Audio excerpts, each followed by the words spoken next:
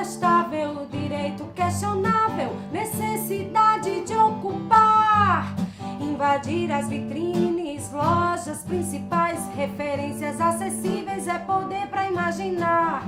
Mídias virtuais, anúncios constantes, revistas, jornais, trocam estética opressora por identificação transformadora. Procuram-se bonecas pretas, procuram-se bonecas pretas, procuram-se bonecas pretas, procura-se representação, procuram-se bonecas pretas, procuram-se bonecas pretas, procuram-se bonecas pretas, procura-se representação.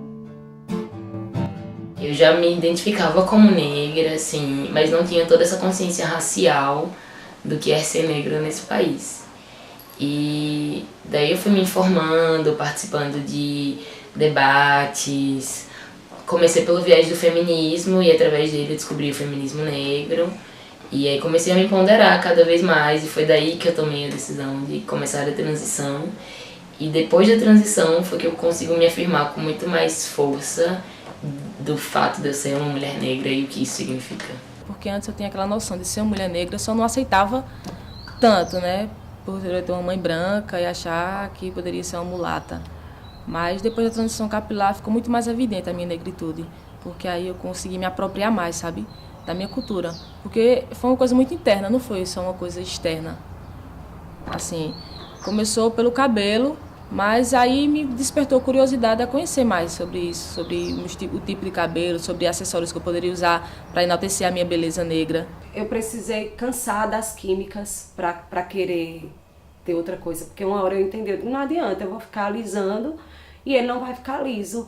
E eu tô cansada disso, eu tô cansada de ter que sair e se tiver chovendo, tipo, minha noite acabou porque acabou minha escova e tal, de deixar de sair muitas vezes por conta disso. E pode parecer futilidade como for, mas não é, porque isso vai ficando repetitivo e, enfim, é essa coisa sempre de você não se encaixar. E aí eu já estava cansada desse processo e dessa agressão que é também a química, que leva formol, que leva amônia e tal, e que fede a esgoto na cabeça da gente, que arde os olhos, e que tem gente que perde parte do couro cabeludo tentando assumir esse cabelo que não vai ser nunca, porque daqui a 3 meses você vai ter que passar pela mesma agressão. Foi a minha mãe que pediu para alisar, né? Ela me levou para alisar o cabelo a primeira vez, só que aí não funcionou muito bem, né? Ainda ficou cacheado. Mas aí, quando eu completei uns 15 anos, eu consegui um estágio, um trabalho. Aí onde eu comecei o processo de alisar sempre, de manter o cabelo enchapado, porque eu fiquei um pouco com medo de não aceitar, sabe assim? Porque disse que para você ter um emprego de secretária, assim, um estagiário, você tem que ser bela, né? Tá arrumada. E, tipo, antes eu como não tivesse arrumada, por conta do cabelo. E eu também não sabia como usar, sabe, ele, solto. Não sabia se ficava legal, ficava muito selvagem, eu achava feio, eu achava que ia chamar muita atenção. Quanto tempo a gente não ouviu dizer que era errado ter o cabelo do jeito que a gente tinha, que essa cor que a gente tinha era errado, tipo, de tomar banho de piscina e voltar pra casa. E tipo, ai, tá, menina, como tu voltou preta. Menina, tá muito preta. Ó, chega, tá cinza. E tal. Quanto tempo, sabe? Eu não ouvi dizer que negro de vermelho, de laranjado era feio, era berrante, era deselegante e não sei o quê. Quantas e quantas vezes, sabe? Essa coisa de tá sempre errada, que o cabelo cacheado, crespo, é um cabelo assanhado e tal, e sabe? E a gente vai engolindo isso durante muito tempo e tal, e às vezes aparecem algumas pessoas para dizer pra gente que não é bem assim, e a gente no primeiro momento não consegue entender. Eu já passei por racismo das diversas formas, né? Desde você pequenininha, que você vai sofrendo com o cabelo, que o auto-ódio da criança, porque você não quer ter aquele cabelo, não quer aquela pele. E aí você parte para a fase da adolescência e você nunca é a mais bonita da sala. Ninguém quer ser seu par. E aí, enfim, acho que cada fase da vida de uma mulher negra ou de uma pessoa negra, ela vai sofrer com racismo de formas distintas. Eu tava lá no trabalho e, tipo, 2 crianças já falaram que meu cabelo era feio, pô. Me pararam lá, moça, seu cabelo é feio. E a mãe dele, tipo, que é isso, menino? Não é feio não, o cabelo dela é lindo. E é só um começo, tipo, antes, na infância eu sofria também, tanto que eu andava muito com o cabelo amarrado. Mas já era grande e tal, mas como ele tá assim, eu acho que eu tô sofrendo um pouco mais ainda. Principalmente com a questão da sexualidade, né? O pessoal sempre confunde muito isso e acaba tendo mais preconceito comigo. Esses dias eu tava andando com minha mãe, abraçada assim, e um pessoal tirou onda. Porque a gente tava abraçada e também eu identifiquei por causa do meu cabelo, né? Por eu estar com o cabelo curto, a minha mãe ser branca, assim, bem diferente de mim, e estar abraçada comigo, eles acharam que a gente era um casal. Né? E talvez se eu tivesse um cabelo longo, ou talvez, um cabelo longo, não tivesse sofrido esse preconceito. Ter imaginado, não, são 2 amigas já que estão como assim. Mas como eu tô com o cabelo curto e andei com minha mãe, que é branca, aí eles já tiveram um ato racista. A gente está sempre propício a isso, né? Não só a falas diretamente, mas implicitamente nos olhares também. Um dia desse a vizinha olhou e disse que achava engraçado o meu cabelo de vassoura e tal. E aí eu fui com toda a educação e dei um textão nela. Principalmente, eu achei que era importante ter essa conversa mais educada e mais polida, porque ela tem 2 filhas que têm o cabelo crespo e de repente, não sei, a cabeça dela muda e ela consegue empoderar essas filhas. Não sei, mas eu achei que valia. É uma mulher também, então a sororidade me levou a conversar com ela dessa forma. Várias amigas minhas que tinham passado pelo processo de transição, sempre me relatavam isso, de ai, não toca no meu cabelo, não toca no meu cabelo. E quando eu tinha o cabelo liso, alisado, eu não sentia isso, tipo, de achar ruim porque as pessoas iam tocar no meu cabelo. Mas depois que eu parei pra pensar, eu fiquei, poxa, mas eu não achava ruim porque as pessoas não pediam pra tocar no meu cabelo quando eu tinha o cabelo liso. E aí eu passei pela fase da transição, assumi meu black, e é imensa a quantidade de pessoas que pedem pra tocar no meu cabelo. E quando pedem, a maioria simplesmente vai lá e toca no seu cabelo. E às vezes é uma pessoa muito aleatória, você nunca viu aquela pessoa na vida. E aquela pessoa vai lá e tocou no seu cabelo e falou, e aí, é natural? Como é? E chegar a ter o absurdo de um dia desse, inclusive, eu tá entrando na faculdade, encontrei um amigo meu e tal, e do lado dele tinha uma menina branca do cabelo liso. E esse meu amigo tava elogiando meu cabelo. Nossa, seu cabelo tá grandão, da última vez que eu te vi, tava assim, super lindo e tal. E essa menina sem noção parou assim e falou, nossa, mas e como é que você lava? Tipo, gente, como é que se lava um cabelo crespo? Como é que se lava um black? Se lava do mesmo jeito que você, menina do cabelo liso, lava o seu água, shampoo e condicionador, sabe? São absurdos diários e cansativos, sabe? Porque todo dia é a mesma coisa. Ou é alguém que vai te olhar com cara de nojo na rua por conta de ser black, ou é no seu trabalho que alguém vai dizer que nossa, tá grande, né? E você vai dar um relaxamento quando? Vamos reduzir esse volume. E nossa, eu não quero reduzir meu volume. Eu quero. Cabelo é que nem música boa. Quanto mais volume, melhor. E é assim que eu quero o meu. E as pessoas vão se incomodando e elas não estão felizes que você tá feliz com ele. Elas acham que, tipo, nossa, como assim essa menina tá feliz com esse cabelo todo? Com esse black? Então elas se incomodam mesmo. E é por isso que a gente tem que resistir tanto com nossos blacks. E é por isso que a gente tem que afrontar mesmo, sem medo. Eu acho que a coisa de ser sempre chamada de Cirilo na escola, que era o personagem de Carrossel, o único personagem negro da turma e que era apaixonado por uma menina branca e rica, e ele por sua vez era pobre, marginalizado e negro.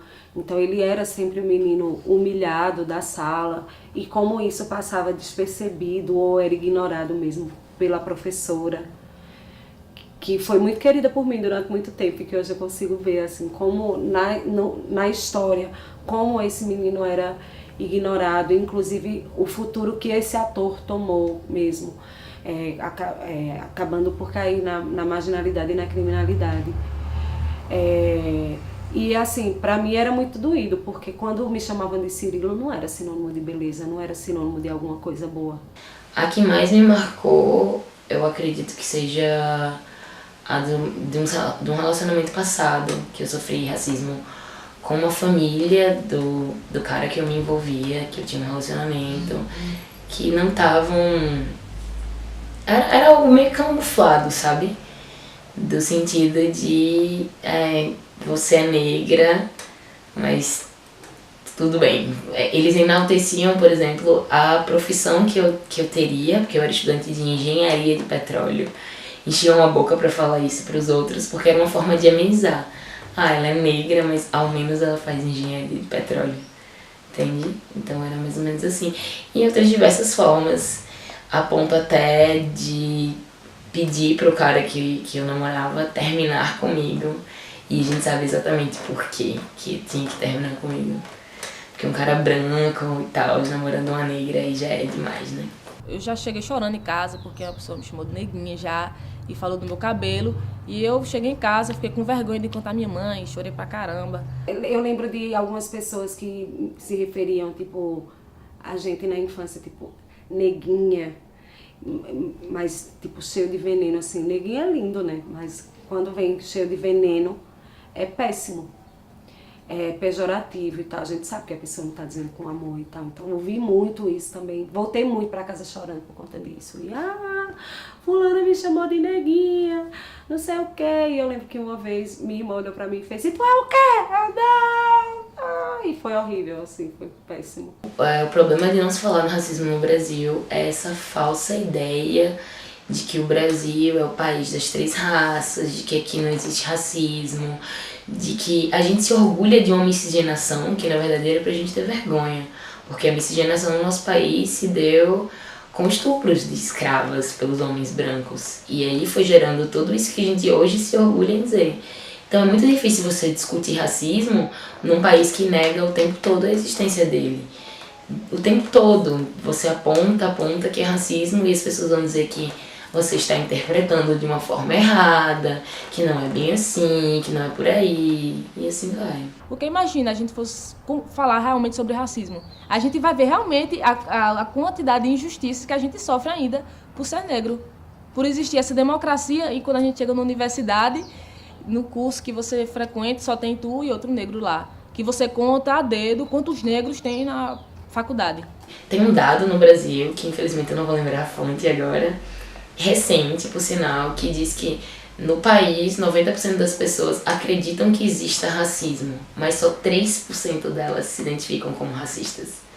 Então essa conta não bate, né? Então militar dentro disso é mais difícil ainda. São lutas árduas e muito pequenas. Cada passo que você vai dando é um passo de formiga. Cada dia é um grãozinho a mais. E você vai tentando conscientizar as pessoas ao seu redor para que isso seja pelo menos falado, entendeu? Porque não adianta esse negócio de não fala do racismo. Você fala muito de racismo, Renata, porque sua internet no seu Facebook só fala sobre isso. Mas olha, se eu não falar, ele não vai deixar de acontecer. Então eu tenho que falar, eu tenho que mostrar, e assim vai. As pessoas continuam insistindo em dizer que racismo não existe, mas aí a gente está sofrendo o racismo das maneiras mais silenciosas o tempo todo, né? Mas tem gente achando que não, assim, que é vitimismo, que é mimimi, mas enfim, nós estamos aí, não é, resistindo e usando de todas as plataformas, enfim, em cima do palco, na internet, nas entrevistas que a gente acaba sendo convidado para dar, assim, nas rodas de conversa que a gente é convidado para participar.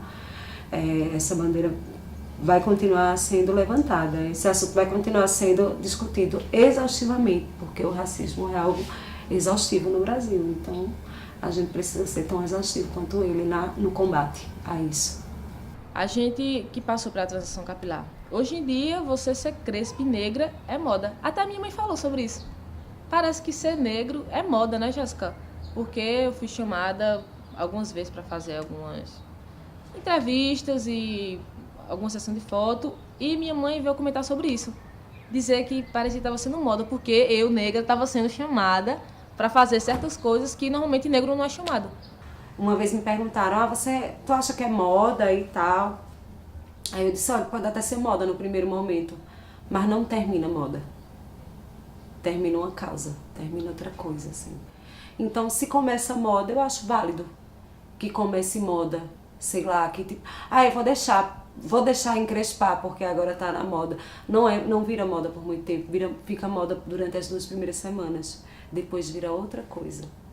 Outra coisa, porque a gente vai pesquisar o jeito de cuidar e aí a gente vai descobrir que existem outras causas, que deixar o cabelo encrespar é mesmo resistir, é mesmo reconhecer-se na condição mais natural da gente.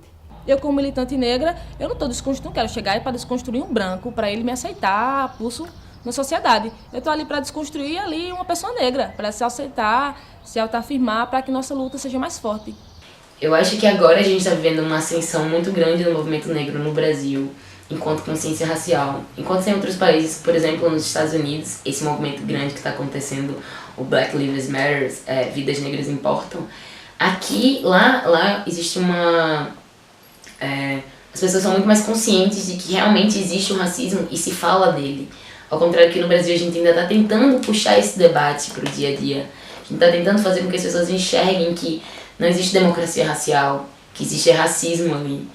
Então isso aí está chegando agora no Brasil, está devagar, mas eu já estou vendo uma geração muito empoderada, uma geração que está se informando mais. De tudo que o negro representou e ainda representa no país, assim, às vezes a gente acaba caindo no conto de que ser negro não é legal. E às vezes a gente não quer ser negro mesmo, porque não é fácil e confortável ser negro no Brasil. Às vezes a gente não quer mesmo.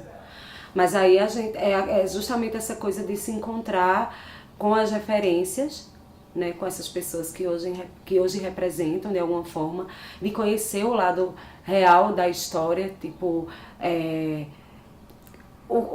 qual era a vida desses negros antes de eles chegarem aqui no Brasil, qual era o tipo de vida que eles levavam lá na África. Eles eram cidadãos comuns, reis, rainhas e tal, tinham suas famílias, suas casas estabelecidas e tal. E aí, quando a gente começa a ter acesso a esse tipo de informação, a gente começa a entender que ser negro não é ruim. A minha transição que está rolando comigo é eu poder ser, de certa maneira, um espelho, uma inspiração para as crianças, para minha irmã também, sabe? Minha irmã tem 10 anos e minha mãe queria alisar o cabelo dela. Hoje em dia ela vê meu cabelo e ela não deixa minha mãe fazer nada. Tipo, ela quer ficar igual ao meu cabelo também. E isso é muito legal. Você ver, ter representatividade e ser representatividade também, né? Porque a partir do momento que você se autoafirma negra e começa a se apropriar disso, você consegue dar também a oportunidade para outras pessoas ser espelho. Para não estar tão distante, tipo, Thais Araújo ali na TV, eu só consigo ver ela, mas nem no meu dia a dia. Será que é fácil ser negra e não ser famosa? E você precisa ter espelhos. E, tipo, você ser um espelho, sei lá, no shopping ou no ponto de ônibus, é massa demais. Acho que isso dá mais força ainda, sabe? É uma coisa que me deu muita força. E tá me fazendo amar, sabe? Essa nova Jéssica. O nosso amor próprio é muita resistência. Porque você tá ali se autoafirmando num lugar em que todo dia lhe dizem que o cabelo crespo é ruim. Quem foi que disse que meu cabelo é ruim? Ruim pra quem, né? O que ele te fez pra ele ser ruim? O cabelo não é ruim, ele é liso, ou crespo, ou ondulado, ou encaracolado. Então, só da gente estar ali acordando e existindo no país em que mais mata as mulheres negras no mundo, é uma resistência. E a gente sabe que o cabelo crespo, ele não é rebelde coisíssima nenhuma. E talvez, ele na verdade, ele é um grande resistente. E pra mim, assim, tornou-se um grande exemplo, porque eu comecei a perceber que eu alisava, mas quando dava 3 meses não adiantava, eu estava ali exatamente como ele era. Então, eu ia passar a vida alisando e ele ia continuar sendo exatamente como ele era, saindo da minha cabeça, exatamente do jeito que ele era.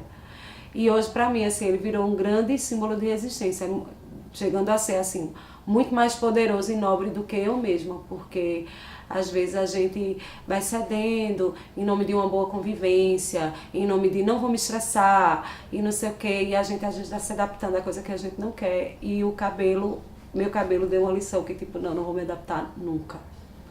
Você vai me alisar e eu vou continuar sendo exatamente isso. Procuram-se bonecas